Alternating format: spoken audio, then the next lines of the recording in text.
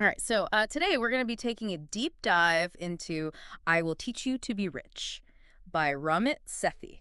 Okay. Now, this book is a Yeah. little bit different than a lot of other personal finance books that you might have come across. Right.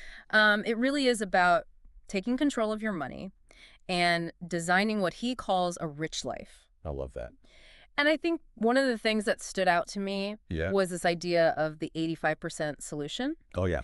Um, instead of trying to be perfect with your finances, Right. he says, look, just get started, take action, even if it's not perfect. And that's so important because so many people, Right. they get so caught up in trying to optimize every single little thing Yeah. that they never actually start. And they get overwhelmed. Exactly. Yeah. It's like paralysis by analysis. It really is. Yeah. So how does this 85% solution apply to something like investing?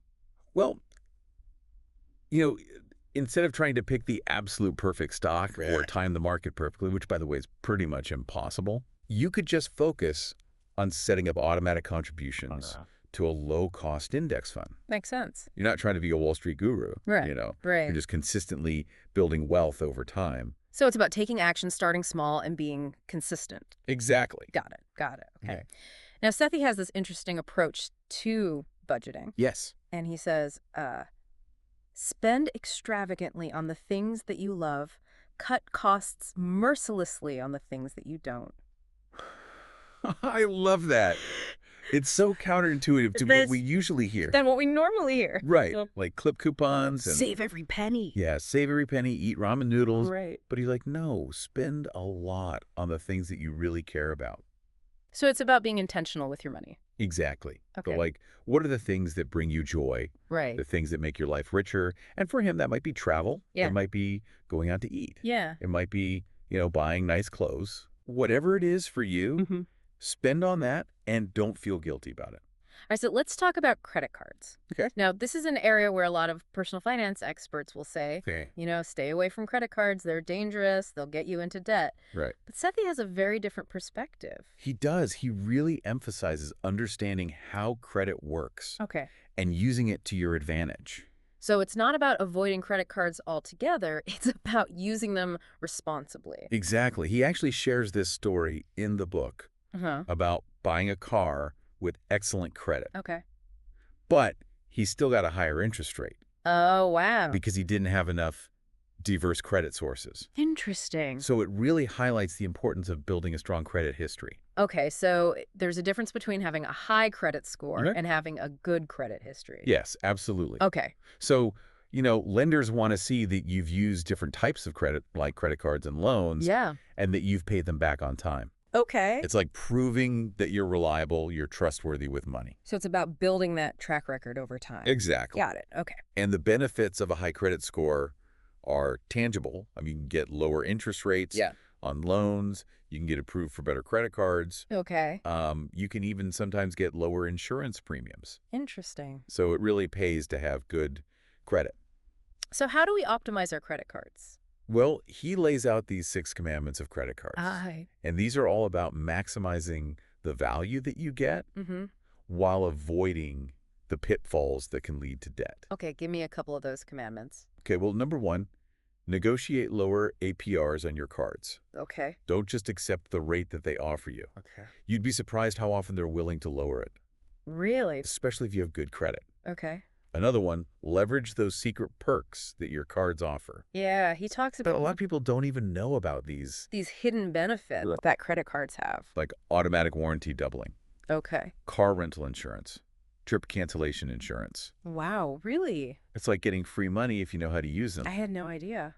Yeah, a lot of people don't. Okay, I'm seeing the appeal here, Right. but it's important to emphasize that Yeah. Sethi is a big proponent of paying off your credit cards in full every month. Absolutely, that's non-negotiable. Right. You never want to carry a balance and get stuck paying those high interest rates. Right. The goal is to use credit cards as a tool, not to let them control you. Exactly. You want to be in the driver's seat. Okay, let's get into the psychology of money a little bit. Okay.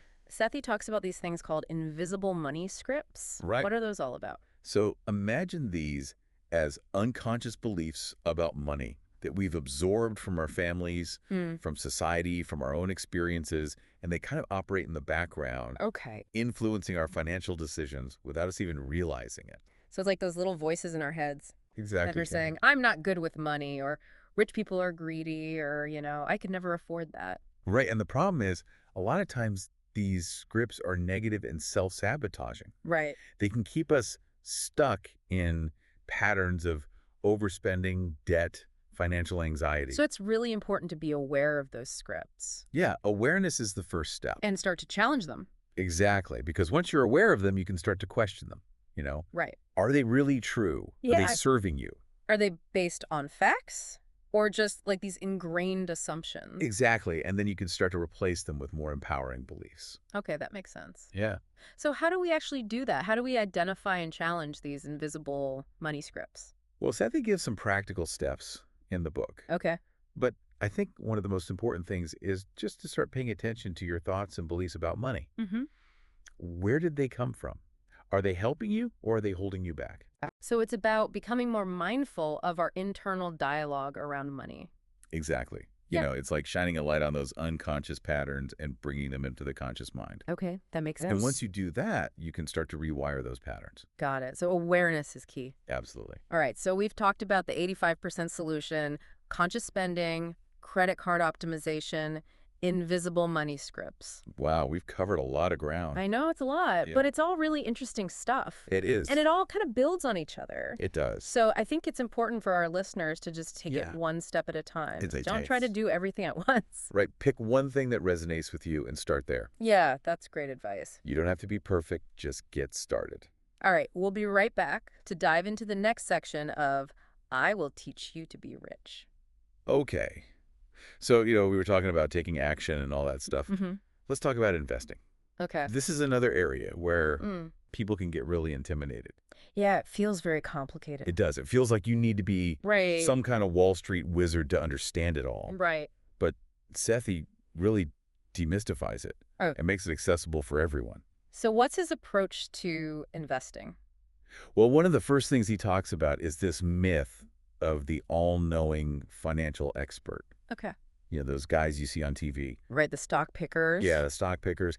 They make it seem like they have all the answers. Yeah, they always seem to know Right. what's going to happen. But even they get it wrong a lot of the time. Oh, really? Yeah, there's no magic formula. There's no crystal ball. So you're saying you don't have to be an expert You don't have to be an expert. to be a successful investor? No, not at all. Okay.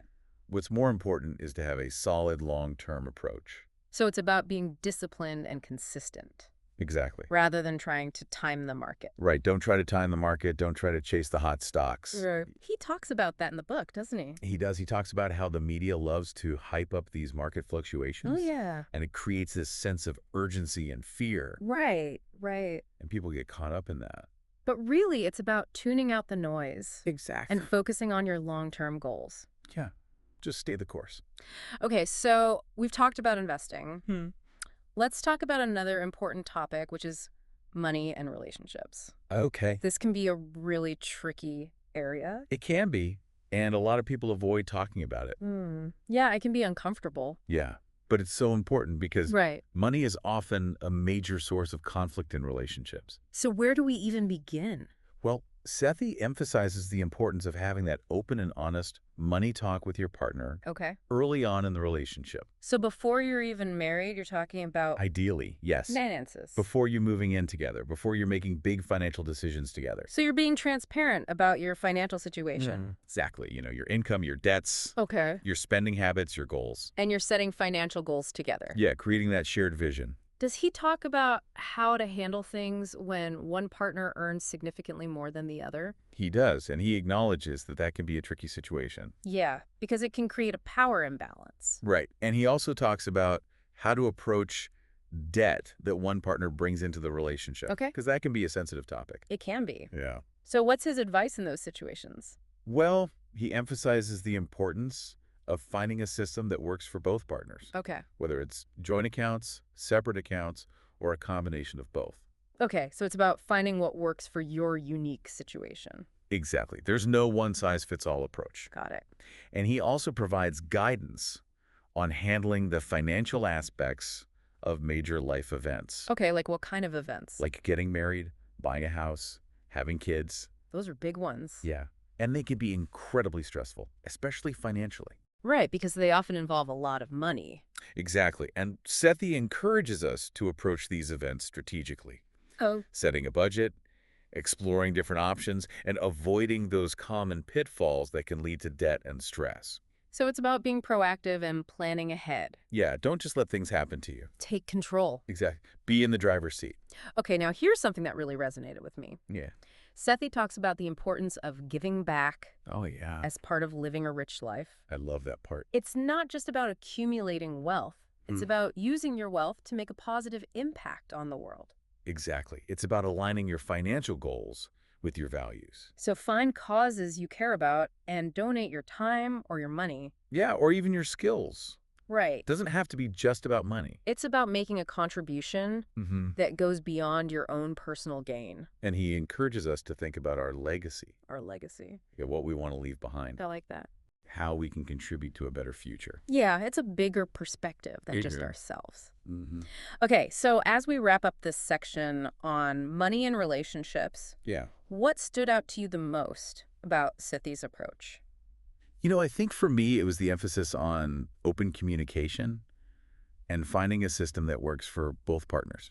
Yeah, he really stresses that. He does. It's not about one person dictating the terms or controlling the finances. Right. It's about working together as a team. And respecting each other's perspective. Absolutely, because every couple is different. They are. And what works for one couple might not work for another. So communication is key. Absolutely. I agree with that. Yeah.